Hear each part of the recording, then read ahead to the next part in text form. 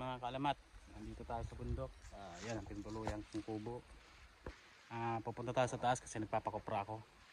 Titingnan natin yung kumukuha ng mga nyog kung tapos na sila. Kasi sabi nila nagtatanggal na ng bunot.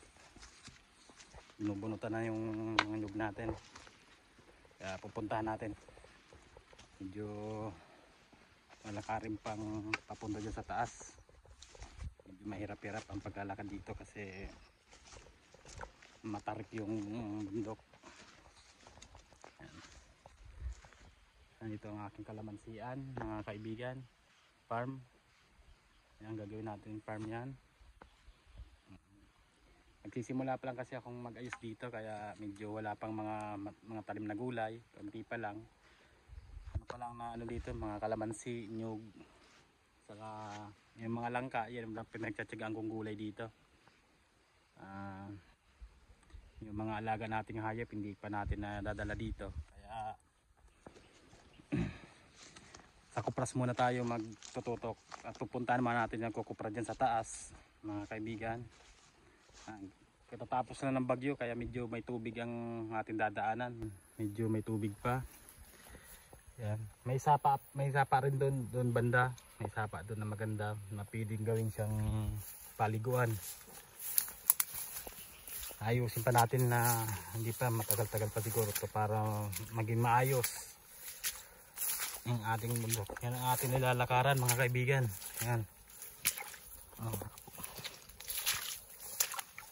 Maliit yung buta ko, baka pasukin ng tubig. Kaya dandahan lang.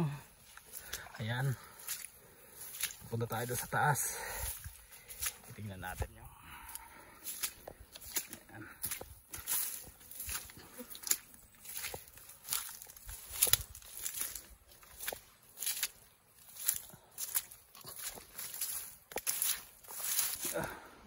Ayan pa, mayroon pang naman naipon dito sa baba. Mayroon pa dyan sa may binaba na nila, madami-dami yun. Ayan, dadaanan natin para makita natin yung mga ipon pa dyan sa gilid. Pero ngayon nandun sila sa taas, mas inuunan nila yun sa ibabaw kasi medyo malayla yung kaunti.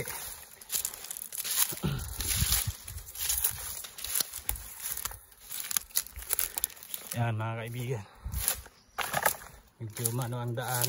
Dadaanan lang natin yung isang dito. May tambak pa kasi nyog dito, medyo madami-dami yun. Pakita ko lang sa inyo, mga kaibigan.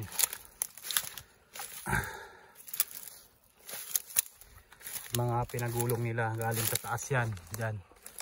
Kasi may mga nyug pa dyan sa taas na kinuha na nila. Pinagulong lang dito sa baba. Yan yung iba, kaunti lang yan. Yan. Saan kaya yun? Sa unahan pa.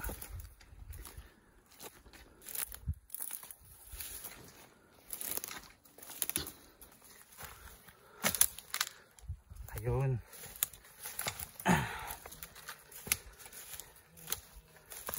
Yan. Galing sa taas yung mga kaibigan, pinagtsatsagaan ng ating mga tauhan. Yan. Madami yan, mga kaibigan. Galing yan dyan sa taas. May maraming nyug dyan. Ayan. Siguro may mga, hindi ko alam kung abot ng baka mga 700 siguro itong piraso ng nyug. Ayan. Mayroon pala ba sa taas? Pupunta tayo sa taas kung saan sila kumukuha pa ng mga nyug. Tawag dito sa Bicol ng kumukuha ng nyug sa taas, sanggot. Sinasanggot nila. Yan po. Putulin ko muna.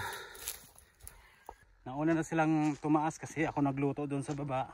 Pag ako nandito ako nagluluto para sa kanila, sa aking mga tauhan dyan. Kailangan sila pagluto kasi pagod na rin sila kung sila pa magluluto. Ayan, yan. Tambak na naman siya nyug. Yan. Yan. Ipapauli na lang pagkupra niyan. Ngayon, akit muna tayo sa taas kasi medyo matarik.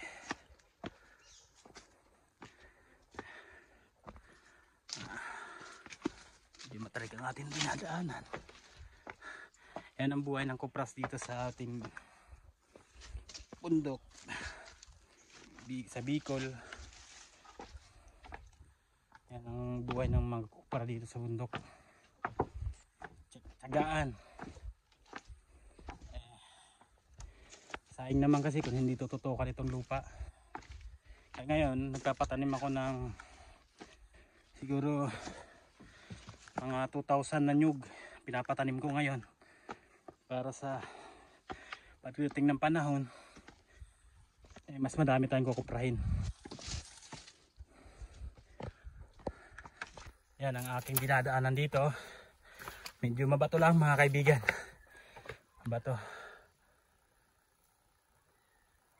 Yan. Mabato siya. Dahil dumadaan dito ang tubig pag malakas ang ulan.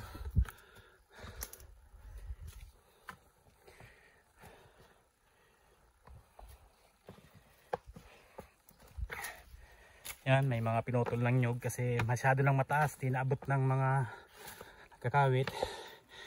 Pero pinalitan ko na yan. Sa ngayon may tinanim na kaming nasa 200 na pirasong nyug. Pero ang totoong target ko ay ang nyug na itatanim ay 2,000. 2,000 na puno. Yan, kaibigan, mataas, matarik.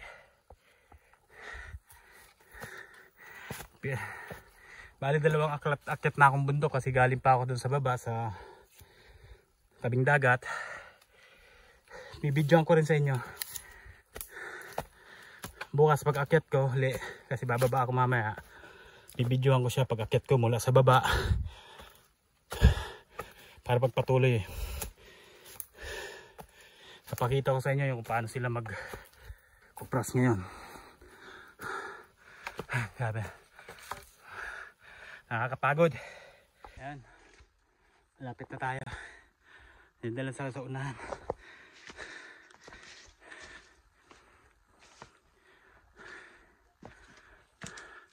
Pero sila, andun pa sa taas. Doon pa sila namimitas ng nyug. Nakakapagod kaya nagkapahinga.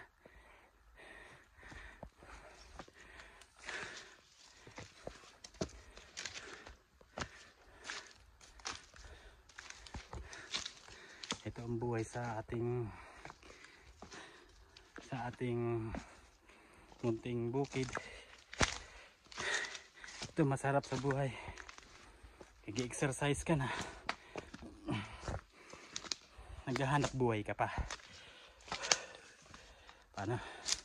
Ayan na mga kaibigan.